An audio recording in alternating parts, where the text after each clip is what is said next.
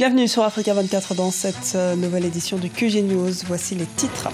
Clôture provisoire ce mardi des pourparlers inter-burundais à Arusha en Tanzanie. Le facilitateur, l'ancien président Benjamin Mkapa, s'est dit prêt à rencontrer au cours des 2 prochaines semaines les protagonistes absents de la session de relance du dialogue. Le Sénégal présentera une candidature à la présidence de la Commission de l'Union africaine. Les autorités ont porté leur choix sur le professeur Abdoulaye Bathily. Son portrait à suivre dans ce journal. Et du sport, à la fin de cette édition, la Confédération africaine de football a disqualifié les écureuils juniors du Bénin des éliminatoires de la CAN de football 2017. Une première conséquence de la sanction infligée au pays par la Fédération internationale de football association. Mais d'abord, grande mobilisation de l'opposition prévue ce jeudi 26 mai 2016 à Kinshasa, en République démocratique du Congo. Les autorités de la capitale ne se sont pas opposées à l'organisation de la manifestation de la dynamique de l'opposition. Cette plateforme entend notamment dénoncer une nouvelle fois l'arrêt de la Cour constitutionnelle qui autorise le président Joseph Kabila à se maintenir au pouvoir au-delà de 2016 en cas de report de l'élection présidentielle. Dans le reste du pays, en revanche, des marches de l'opposition sont interdites, à l'instar de Lumumbashi, Mbouji ou Mayi. L'opposition ne sera pas la seule à marcher. Une délégation du parti présidentiel, le PPRD, appelle à des manifestations à travers tout le pays entre le 25 et le 30 mai pour défendre la Cour constitutionnelle et le dialogue convoqué par le chef de l'État congolais. Les négociations destinées à mettre un terme à une année de crise politique au Burundi ont pris fin à Arusha en Tanzanie. La nouvelle session de dialogue inter-burundais qui a démarré samedi s'est achevée mardi après 4 jours de discussion. Benjamin Mkapa, le facilitateur de la crise burundaise, a promis de rencontrer prochainement l'ensemble des protagonistes. On fait le point tout de suite avec Corinne Kandem.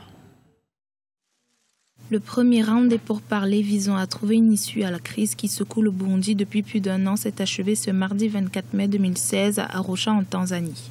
Si dans l'ensemble, cette première phase de la reprise du dialogue s'est déroulée paisiblement, certains partis de l'opposition présents lors des discussions déplorent la trop faible représentativité des partis de l'opposition. Le gouvernement et ses alliés étaient très nombreux. Par contre, les partis d'opposition étaient très minorisés, étaient moins nombreux. Il pourra probablement ajouter d'autres partis membres de l'opposition, membres notamment du SNARED, pour renforcer donc le nombre de participants du côté de l'opposition. Dans le but d'apaiser les tensions, le facilitateur du dialogue, l'ancien président tanzanien Benjamin Mkapa, prévoit de rencontrer dans les prochaines semaines les différentes entités qui n'ont pas été invitées à participer à ces pourparlers d'Arusha. Une initiative saluée par les membres de l'opposition. Nous ne désespérons pas parce que si le médiateur a promis de rencontrer le SNARED est disposé à répondre à son invitation et à aller exposer en long et à large la feuille de route du SNARED. On ne peut que encourager la médiation à garder à l'esprit cette dynamique d'inclusivité parce qu'on met de côté certains partenaires, le résultat au bout du rouleau risque de ne pas être la paix. Et pour avoir la paix, il faut impliquer les principaux acteurs, mais en les mettant de côté, c'est-à-dire qu'on va faire un travail inutile. Dans l'immédiat, le facilitateur du dialogue, Benjamin Mkapa, va rencontrer le médiateur, le président ougandais Yoweri Museveni, afin d'élaborer une feuille de route pour la suite du dialogue inter-burundais. Le second round de ces discussions est programmé pour la 3e semaine du mois de juin 2016. Après 3 mois de blocus, la frontière sénégalo-gambienne a été rouverte au trafic mardi à la frontière entre le Sénégal et la Gambie. Les transporteurs sénégalais ont levé le blocus et la circulation a donc pu reprendre. À l'origine de cette crise, l'augmentation des droits de passage pour les transporteurs sénégalais réclamés par la Gambie, passant de 4 000 à 400 000 francs CFA. L'actualité sénégalaise se poursuit avec la candidature d'Abdoulaye Bathily au poste de président de la Commission de l'Union africaine. Le prochain sommet de l'Union africaine qui se tiendra mi-juillet au Rwanda désignera le successeur de l'actuelle présidente Nkosazana Dlamini-Zuma. Le représentant spécial du secrétaire général des Nations Unies pour l'Afrique centrale et chef du bureau régional des Nations Unies pour l'Afrique centrale se positionne comme un sérieux candidat, comme l'explique Ibrahima Adjoumaba. Le Sénégal va à la conquête de la présidence de la Commission de l'Union africaine. Le professeur Abdoulaye Bathily est pressenti pour briguer le poste. Sa candidature est soutenue par le chef de l'État, Macky Sall. Le profil de l'actuel représentant spécial du secrétaire général des Nations Unies pour l'Afrique centrale fait de lui un sérieux candidat à la succession de Nkosazana Dlamini Zuma. On le connaît, pour les instances internationales, ça peut se jouer jusqu'à la dernière minute, mais Abdoulaye Bathily, il a vraiment le profil de l'emploi. Ministre à plusieurs reprises dans les gouvernements d'Abdou Diouf, d'Abdoulaye Wade. Ensuite, il commence sa carrière internationale, le Mali, le Burundi, bien d'autres pays où il a été déjà désigné comme chef de mission.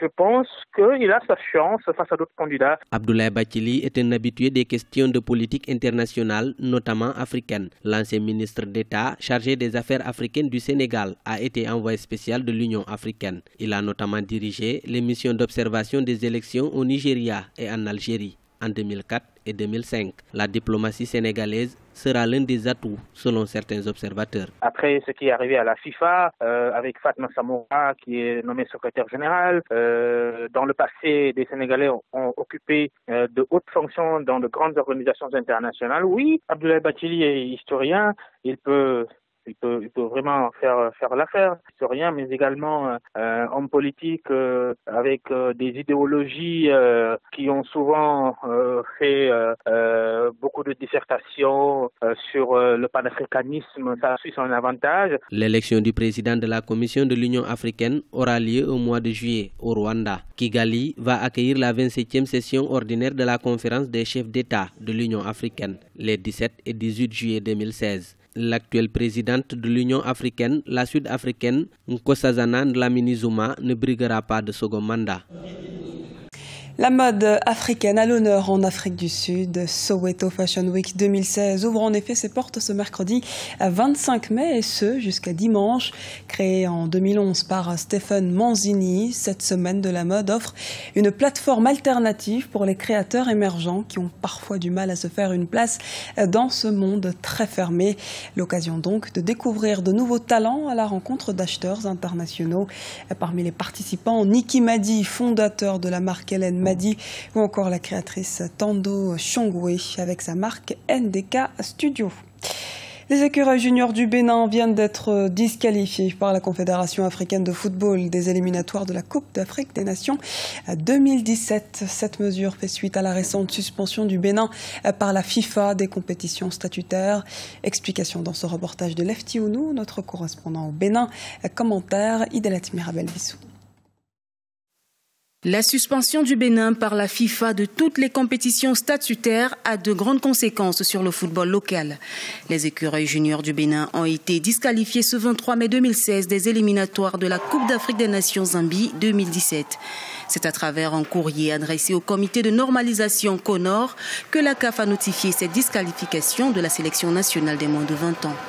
Cette décision est la conséquence de la non-organisation des élections à la Fédération béninoise de football. Les conséquences sont du moins que le Bénin serait d'abord à la maison. Le Bénin serait absent pour les prochaines éliminatoires du championnat d'Afrique des Nations juniors de football. Les écureuils ne verront pas le drapeau béninois flotter au niveau de la Confédération africaine de football. Et donc, nous serons absents de la scène continentale quand on parle bien sûr de cette catégorie d'âge. C'est un peu ça. Et aussi, c'est le chômage. Parce que pour ceux qui ne le savent pas, le sport est un vecteur de développement. L'équipe junior du Bénin a été renforcée par de nouveaux jeunes formés au Brésil. Malgré les conséquences de l'heure, cette sanction peut avoir un impact positif sur le développement du football et la réunification des acteurs, selon de nombreux analystes sportifs. Nous savons que nous avons en général 3 camps au Bénin. Ils savent que d'une manière ou d'une autre, même si ce ne sont pas leurs propres enfants, ils ont des enfants qui ont le même âge que ces jeunes-là qui sont sacrifiés. Et donc, s'ils avaient du cœur, s'ils ont du cœur, ils doivent maintenant eux-mêmes se dire « allons à la table de négociation ». Ça doit accélérer cette réconciliation, même si réconciliation 100%, il n'y aura jamais, parce que quand on parle de pouvoir, quand on parle de politique, on s'entend juste sur le minimum, il y a toujours des dissensions. Cette disqualification intervient après la sanction des catégories d'âge en 2014 pour erreur administrative au niveau des U17. Si la FIFA a finalement levé cette sanction, cette fois-ci, c'est en raison d'un différend entre les acteurs du football que l'instance faîtière a suspendu le Bénin. Rappelons que les 2 matchs allés du deuxième tour des éliminatoires de la CAN U20 sont annulés. C'était le journal de la rédaction. Merci de nous avoir suivis.